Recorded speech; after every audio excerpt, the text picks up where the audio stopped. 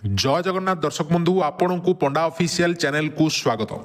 तेज दर्शक बंधु सरकार परिवर्तन होगा पर आपण मैंने जानते सरकार निष्पत्ति रही है राशन कार्ड में पुनर्बार e-KYC भेरिफिकेशन कर तो वर्तमान समय ration card e-KYC verification process जारी रही केतेजन भूत हिताधिकारी केतेजन बड़ बड़िया लोक केतेजन ऑफिसरिया लोक पुलिस ठू जंत्री अध्यापक ठू आरंभ करके बहुत बड़ बड़ लोक जो मैंने कि भूल बसत से किसी आवश्यकता नहीं लोड़ा नहीं किंतु राशन कार्ड खंडे खंडे नहीं घर को डाली चाउल सब बोही नहीं जाते बर्तमान से समस्ते राशन कार्ड बातिल कर लक्ष लक्ष राशन कार्ड कटिबो। तेबे आज वीडियो आम से सब विषय जाना कौन रही डिटेल्स राशन कार्ड e-KYC को नहीं तेज वीडियो संपूर्ण देखा पूर्व चैनल को सब्सक्राइब करना सब्सक्राइब कर दिंतु लाइक कर दिंतु कारण यही वीडियो आप सब जेकोसी योजना को नहीं आपण मैंने वीडियो देखा पाइबे। तेज कनक न्यूज रे खबर के आसी जाइए जे e-KYC खोलीदेला राशन कार्ड गुमर बालियापाड़े धरा पड़े राशन नेउथुबा 165 सरकारी चाकरिया। तेबे तालिकार जंत्री अध्यापक शिक्षक डाक्तर पुलिस e-KYC प्रक्रिया एवं सरकारी चाकरिया असल मुखा खोली देइछि। बालेश्वर जिला बालियापाड़ ब्लॉक रे राशन सामग्री नेउथुबा 165 जन सरकारी चाकरिया धरा पड़िछन्ति। तेबे e-KYC प्रक्रिया वर्तमान सरकारी चाकरिया असल मुखा खोली देइछि। बालियापाड़ जिला एमिति बहुत जिले में आपको रिपोर्ट देखेबी आपण मैंने देखिए आश्चर्य होइजिबे केते केते राशन कार्ड कटिबो टोटाल आपण वीडियो को देखंतु आपण मैंने वर्तमान आश्चर्य होइजिबे एवं सरकारंकर ए जो आउ थरे e-KYC करबा जते जण भूत हिताधिकारी अछंती सेमानंकु बाद पड़िबा ए निष्पत्तिटा सांगरे आपण सहमत ना नै कमेंट सेक्शन रे हमहु टिके जणे दियंतु आपनकर मंतव्य कोन रहिछि। तेबे एही तालिकारे जंत्री अध्यापक शिक्षक डाक्तर पुलिस और स्वास्थ्य विभाग रे कार्यरत कर्मचारी ना थिबा बेले एहाकु नै चर्चा जोर धरिछि। विभाग पक्षर मिलिथिबा तथ्य अनुसार बड़ास पंचायत कुंभारी पंचायत चौमुख पंचायत मधुपुरा पंचायत बहु सरकारी कर्मचारी राशन कार्ड हाथी हिताधिकारी साजिथिले और सामग्री नेउथिले। तालिकार बहु उच्च पदस्थ अधिकारी को मिसाई प्रथम पर्यायर मोट 165 जन कर्मचारी नाम रही तुरंत सेमानंक नाम तालिकारु बाद देवाकू विभिन्न विभाग निर्देश देथिबा जଣା पड़िछि। चूड़ांत तालिका आसिबा परे एही तालिका आहुरी लंबा होई पारे बोली आशंका करा जाउछि। जेउ बड़ बड़िया माने एही सहायता हातेइछन्ति सेमानंक विरोध रे कड़ा कार्यानुष्ठान ग्रहण करबाकू बुद्धिजीवी महल रे वर्तमान दाबी होइछि।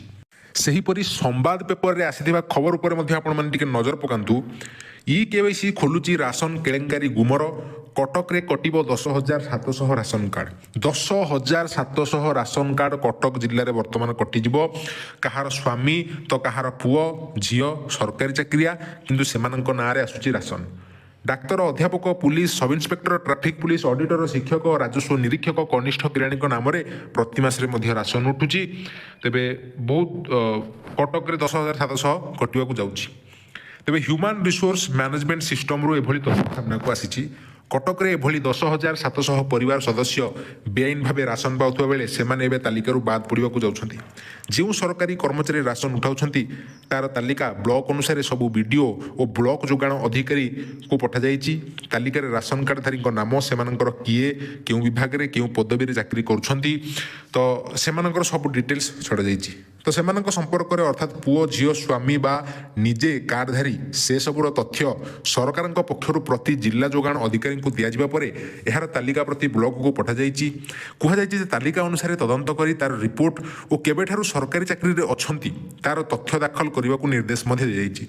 एभली तालिका प्रति ब्लॉक को जिबा परे एबे ग्रामांचल रे एहाकू नै तनाघना आरंभ होइछि।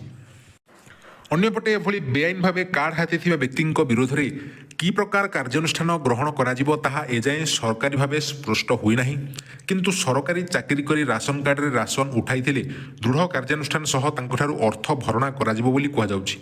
अन्यपटे अनेक परिवार रे राशन कार्ड थिबा बेले परवर्ती समय रे तांकर पुओ झियो बा सदस्य सरकारी चाकरी करिसंती किंतु चाकरी पर से नाम गुड़िक तालिकारु निजे परिवार सदस्य काटी देबा कथा किंतु सेगुड़िक वर्ष वर्ष हला कटा न जाई राशन उठा जाउथिला। माने जे कोनोसी परिवार रे धरनियंतु राशन कार्ड थिला गोटे परिवार रे राशन कार्ड थिला किंतु तांको परिवार रो जे कोनोसी गोटे सदस्य गवर्नमेंट चाकरी पाई गले चाकरी पाइला परे तांको कर्तव्य होची राशन कार्ड टाको प्रथमे काटी देबा किंतु राशन कार्ड को सेमाने काटी नथिले जा फल कि वर्तमान दृढ़ कार्यानुष्ठान ग्रहण करा जाउची एवं फाइन मध्य सेमानकु दबाकू फाइन भडियाकू मध्य तेमानकू पड़ी पारे। ତେବେ ଏଚ୍ଆର୍ଏମ୍ସକୁ ଭିତ୍ତି କରି ଏହି ତାଲିକା ପ୍ରସ୍ତୁତ କରାଯାଇଥିବା ବେଳେ ତାଲିକା ତ୍ରୁଟିଶୂନ୍ୟ ରହିଥିବା ବରିଷ୍ଠ ଅଧିକାରୀ ସୂଚନା ଦେଇଛନ୍ତି। ତେବେ କଟକ ଜିଲ୍ଲାରେ ଏବେ ବି ପାଖାପାଖି 2 ଲକ୍ଷ ହିତାଧିକାରୀ ରାସନ ପାଇଁ EKYC ଦେଇନଥିବା ଜଣାପଡ଼ିଛି। କଟକ ଜିଲ୍ଲାର ସମସ୍ତ 14ଟି ବ୍ଲକ ମହାନଗର ନିଗମ କର୍ତ୍ତୃପକ୍ଷଙ୍କୁ ତାଲିକା ପ୍ରଦାନ କରାଯାଇଛି। ଏ ସମ୍ପର୍କରେ ଜିଲ୍ଲା ଯୋଗାଣ ଅଧିକାରୀ ବିଭୁ ପ୍ରସନ୍ନ ଆଚାର୍ଯ୍ୟ କହିଛନ୍ତି ଯେ କଟକ ଜିଲ୍ଲାରେ 10,700 ରାସନ କାର୍ଡଧାରୀଙ୍କ ପରିବାର ସଦସ୍ୟ ସରକାରୀ ଚାକିରି କରୁଥିବା ଜଣାପଡ଼ିଛି। କିନ୍ତୁ ବର୍ଷ ବର୍ଷ ଧରି ଏଭଳି ବେଆଇନ ଭାବେ ରାସନ ସାମଗ୍ରୀ ଉଠୁଥିବା ବେଳେ ଦାୟିତ୍ୱରେ ଥିବା ଅଧିକାରୀ କିଭଳି ତାହା ଜାଣିପାରୁନଥିଲେ ତାହାକୁ ନେଇ ମଧ୍ୟ ପ୍ରଶ୍ନ ଉଠିଛି। ତେବେ ପୂର୍ବ ସରକାର ଥିବା ସମୟରେ କିଭଳି ଏଇ ଯେଉଁମାନଙ୍କର ରାସନ ଯେଉଁମାନେ ଚାକିରି କରିଛନ୍ତି ଗଭର୍ଣ୍ଣମେଣ୍ଟ ଚାକିରି ସେମାନେ କେଉଁଭଳି ଭାବରେ ରାସନ କାର୍ଡ ନେଉଥିଲେ, ସେମାନଙ୍କ ପାଖରେ ରାସନ କାର୍ଡ ଥିଲା, ତାଙ୍କୁ ସୁଯୋଗ ଦେଉଥିଲା କିଏ ଏବଂ ଯେଉଁ ଅଧିକାରୀ ସେତେବେଳେ ଦାୟିତ୍ୱରେ ଥିଲେ ସେ କରୁଥିଲେ କ'ଣ ତାହାକୁ ନେଇ ବିଭିନ୍ନ ମହଲରେ ପ୍ରଶ୍ନ ଉଠିଛି ଏବଂ ତାଙ୍କ ଉପରେ ଫାଇନ୍ ଭରଣା ସହ ଦୃଢ଼ କାର୍ଯ୍ୟାନୁଷ୍ଠାନ ନିଆଯିବା ପାଇଁ ମଧ୍ୟ ନିଷ୍ପତ୍ତି ନିଆଯାଉଛି। ତେବେ ଏଠି ଆପଣ ଦେଖିପାରିବେ ଯାଜପୁରରେ ମଧ୍ୟ ସେହିଭଳି କିଛି ଘଟଣା ଦେଖିବାକୁ ମିଳିଛି। ଯାଜପୁରରେ ଚିହ୍ନଟ ହେଲେଣି 5,000 ଅଯୋଗ୍ୟ ହିତାଧିକାରୀ। ତାଲିକାରେ ସ୍ୱାସ୍ଥ୍ୟ ଅଧିକାରୀ, ପୁଲିସ, ସେନା କର୍ମଚାରୀ ମଧ୍ୟ ଅଛନ୍ତି। ତ EKYC ହେବା ପରେ ରାସନ କାର୍ଡ କେଳେଙ୍କାରୀ ସାମ୍ନାକୁ ଆସିଛି। ଯାଜପୁର ଜିଲ୍ଲାରେ 5,000 ଅଯୋଗ୍ୟ।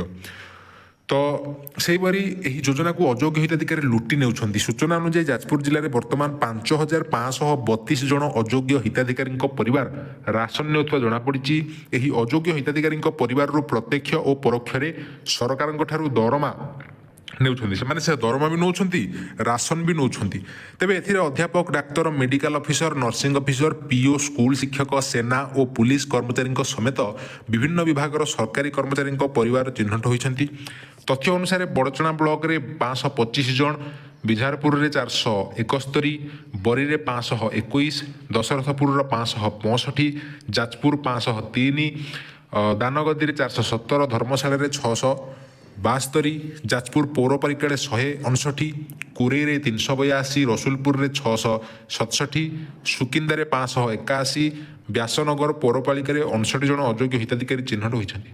ତେବେ ଏହି ସଂଖ୍ୟା ଆହୁରି ବଢ଼ିବାର ଆଶଙ୍କା ରହିଛି। ଜିଲ୍ଲାରେ 787 ଡିଲରଙ୍କ ଅଧୀନରେ 15,31,471 ହିତାଧିକାରୀ ରାସନ ନେଉଛନ୍ତି।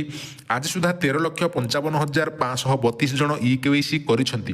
ଏହି ହାର 89% ରହିଛି। ଜିଲ୍ଲାରେ ଏଯାଏଁ 1,75,939 ହିତାଧିକାରୀ EKYC କରିବାକୁ ବାକି ରହିଛନ୍ତି। ଏଥିରୁ ବି ସରକାରୀ କର୍ମଚାରୀ ପରିବାର ଚିହ୍ନଟ ହେବାର ସମ୍ଭାବନା ରହିଛି।